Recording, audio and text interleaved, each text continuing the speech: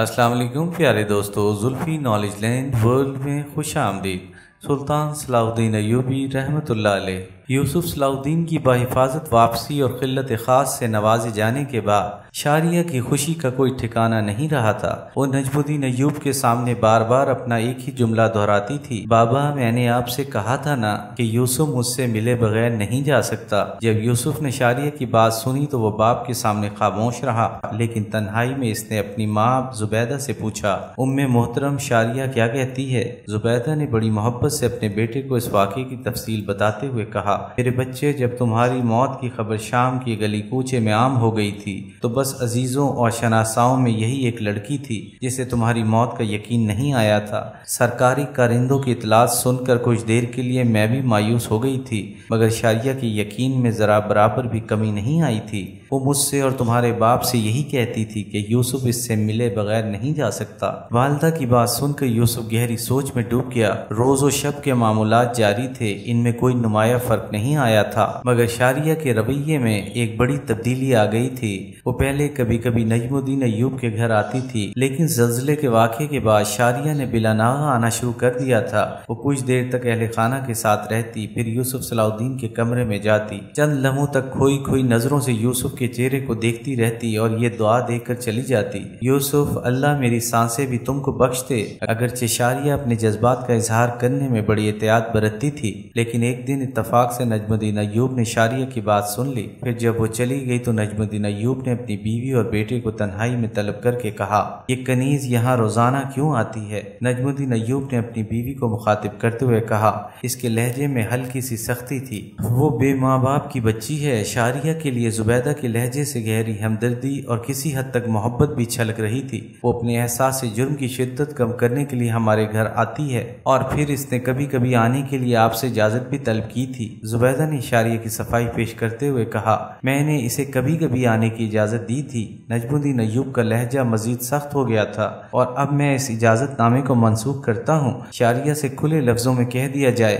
کہ آئندہ وہ ہمارے گھر میں داخل نہ ہو۔ شوہر کا حکم سن کر زبیدہ اور یوسف صلاح الدین دونوں حیران رہ گئے۔ پھر جب کچھ دیر بعد حیرت و سکوت کی یہ کیفیت زائل ہوئی تو زبیدہ نے نجم الدین ایوب سے پوچھا، آخر آپ کو یہ نیا حکم صادر کرنے کی ضرورت کیوں پیش آئی؟ وہ بے سہارا اور معصوم بچی جو ہمارے اہل خانہ کی طرح ہے، اس پر کسی وجہ کے بغیر گھر کے دروازے کیسے بند کیے جا سکتے ہیں؟ مجھ میں اتنی اخلاقی جرت نہیں کہ شاریہ کو یہاں آنے سے روک سکوں۔ آپ نادان و کم نظر ہیں۔ بیوی کی بات سن کر نجم الدین ایوب کے چہرے پر ناگواری کا گہرا رنگ ابھر آیا تھا۔ شاریہ بے سہارا تو ہو سکتی ہے، لیکن وہ معصوم ہرگز نہیں۔ میں آپ کی بات سمجھنے سے قاصر ہوں۔ زبیدہ کی حیرت میں بھی مزید اضافہ ہو گیا تھا۔ یوسف صلاح الدین بظاہر خاموش تھا، مگر باپ کی باتوں نے اس کے ذہن کو بھی بری طرح الجھا کر رکھ دیا تھا۔ اپنے جرم پر ندامت کا اظہار کرنا تو صرف ایک بہانہ ہے۔ نجم الدین ایوب نے سخت لہجہ اختیار کرتے ہوئے کہا، وہ معصوم نہیں، ایک شاطر کنیز ہے۔ میں نے اس کی گفتگو سنی ہے، وہ یوسف کو یوسف کہہ کر پکارتی ہے۔ اس کی یہ بے تکلفی کسی اور ہی طرف اشارہ کرتی ہے۔ بابا محترم، شاریہ میری ہم عمر ہے، پھر اس میں کیا مذائقہ ہے؟ اس گفتگو کے دوران میں یوسف نے پہلی بار لب کشائی کی۔ تم ایک سپہ سالار اور معزز خاندان کے فرد ہو۔ نجم الدین ایوب کے لہجے سے نسلی تخافر اور جاہ و منصب کا غرور چھلکنے لگا تھا۔ اور شاریہ کیا ہے؟ ایک معتوب اور بدکار امیر کی کنیز، پھر وہ حفظ مراتب کا خیال کیوں نہیں رکھتی؟ یوسف کو اس طرح مخاطب کرتی ہے جیسے میرا بیٹا اس کا ہم مرتبہ اور ہم منصب ہے۔ زبیدہ کے پاس شوہر کے سوال کا کوئی جواب نہیں تھا۔ وہ الجھے ہوئے انداز میں نجم الدین ایوب کی طرف دیکھ رہی تھی۔ اس بے تکلفی کے پیچھے اس کی بدنیتی پوشیدہ ہے۔ نجم الدین ایوب نے اپنی بات جاری رکھتے ہوئے کہا، وہ ہم لوگوں سے نہیں، صرف یوسف سے ملنے آتی ہے۔ بابا محترم، میں نے آج تک شاریہ کی کوئی ناشائستہ حرکت نہیں دیکھی۔ یوسف صلاح الدین نے بڑے ادب کے ساتھ عرض کیا، میرے بیٹے، ابھی تمہارا مشاہدہ بہت کمزور ہے۔ خدا تمہیں زمانے کے سرد و گرم اور دشمنوں کی چالوں سے محفوظ رکھے۔ نجم الدین ایوب نے نرم لہجے میں کہا، جب وہ ابن مرقوم کے کہنے پر تمہیں ایک بار سر دربار رسوا کر سکتی ہے تو پھر اس کا کیا بھروسہ؟ کوئی دوسرا امیر ہماری خاندانی عزت کی گھات میں ہو سکتا ہے۔ بے شمار حاسدین ہیں، وہ کسی کی بھی آلہ کار بن سکتی ہے۔ نجم الدین ایوب ایک زمانہ آشنا اور انتہائی تجربہ کار شخص تھا۔ اس نے دبے لفظوں میں بیوی اور بیٹے کو ممکنہ خطرات سے آگاہ کر دیا تھا۔ اس نے دبے لفظوں میں بیوی اور بیٹے کو ممکنہ خطرات سے آگاہ کر دیا تھا۔ اس کی نظر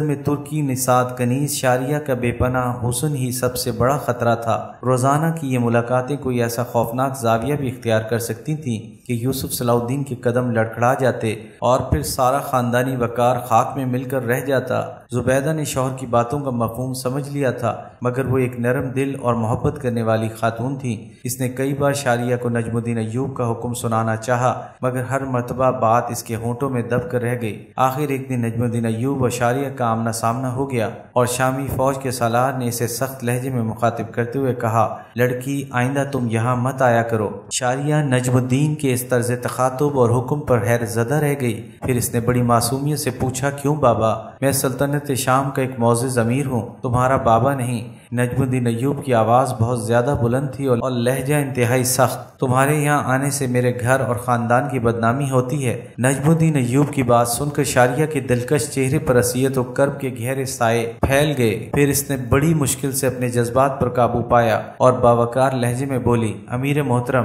میں اپنے اس جرم پر ہمیشہ شرمسار رہوں گی کہ ایک کنیز کی وجہ سے آپ کے معزز خاندان کی بدنامی ہوئی۔ شاریہ کے لہجے میں طنز کے بجائے درد شامل تھا۔ اگر آپ پہلے دن یہ حکم صادر کر دیتے تو میں اسی وقت واپس لوٹ جاتی اور پھر زندگی بھر ادھر کا رخ نہ کرتی۔ آپ نے وقت کی دھوپ میں جلنے والی ایک بے سہارا لڑکی کو محبتوں کی چھاؤں بخشی تھی، اس لیے ٹھہر گئی۔ مجھے کیا معلوم تھا کہ اللہ کی اتنی بڑی زمین پر میرے نام کا کوئی درخت نہیں ہے۔ میں ایسے چرب زبان لوگوں کو پسند نہیں کرتا۔ نجم الدین ایوب کے لہجے سے شدید ناگواری چھلک رہی تھی۔ میری زبان ہی کہاں ہے امیر محترم؟ اب شاریہ کے ہونٹوں سے دل کا درد واضح طور پر چھلکنے لگا تھا۔ میں گزرے ہوئے وقت کو تو واپس نہیں لا سکتی، مگر اپنے اللہ سے دعا ضرور کروں گی کہ مجھ گناہگار کی وجہ سے آپ کے خاندان کی جو بدنامی ہوئی ہے اسے دور کر دے اور مزید سربلندیوں سے سرفراز فرما دے۔ اگر اجازت ہو تو میں اس مہربان ہستی سے آخری ملاقات کر لوں جس کے چہرے میں مجھے اپنی ماں کی صورت نظر آتی ہے۔ نجم الدین ایوب نے خاموش رہ کر اپنی رضامندی کا اظہار کر دیا۔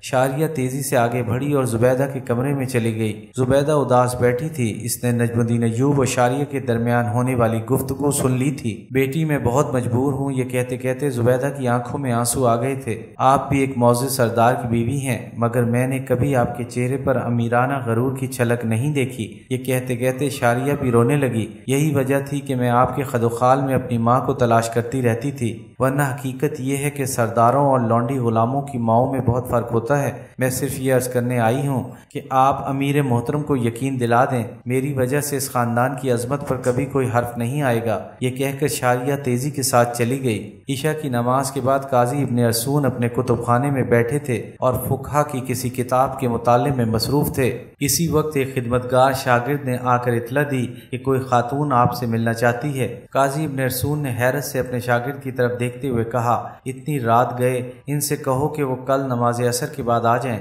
میں نے ان سے کہا تھا، مگر وہ کوئی بہت ہی ضرورت مند خاتون معلوم ہوتی ہیں۔ شاگرد نے عرض کیا، تو پھر انہیں فوراً بھیج دو۔ قاضی ابن ارسون نے کہا اور زیر مطالعہ کتاب بند کر دی۔ چند لمحوں بعد ہی چادر میں لپٹی ہوئی ایک عورت کتب خانے میں داخل ہوئی اور اس نے بڑے ادب کے ساتھ سلام کیا۔ قاضی ابن ارسون عورت کے سلام کا جواب دیتے ہوئے اٹھے اور کتب خانے کا دروازہ بند کر کے دوبارہ اپنی مسند پر بیٹھ گئے۔ اس دوران میں عورت نے سر سے چادر ہٹا دی تھی اور اس کا چہرہ بے نقاب ہو گیا تھا، مگر قاضی صاحب کو خبر نہیں تھی کہ وہ عورت کون ہے، کیونکہ ان کی نظریں جھکی ہوئی تھیں۔ قاضی صاحب، میں شاریہ ہوں، کچھ دن پہلے آپ کی عدالت میں میرا مقدمہ پیش ہوا تھا۔ شاریہ نے انتہائی رقت آمیز لہجے میں کہا، اس کی آنکھوں سے آنسو بہہ رہے تھے۔ قاضی ابن ارسون شاریہ کو بھلا کس طرح بھول سکتے تھے؟ آواز سنتے ہی قاضی صاحب نے گھبرا کر شاریہ کی طرف دیکھا۔ کیا پھر تمہیں کسی نے ستایا ہے؟ اس بار تو مجھے ایک شخص امیر ابن مرکوم نے ستایا تھا اور میں آپ کی عدالت میں فریاد کرنے حاضر ہوئی تھی۔ شاریہ کی آنکھوں سے بہنے والے آنسوؤں میں تیزی آ گئی تھی اور اس بار شاریہ کے آنسو دیکھ کر قاضی ابن ارسون بھی مضطرب ہو گئے۔ اس بار میں ساری دنیا کے خلاف مقدمہ کرنے آئی ہوں، یہ کہتے کہتے شاریہ ہچکیوں سے رونے لگی۔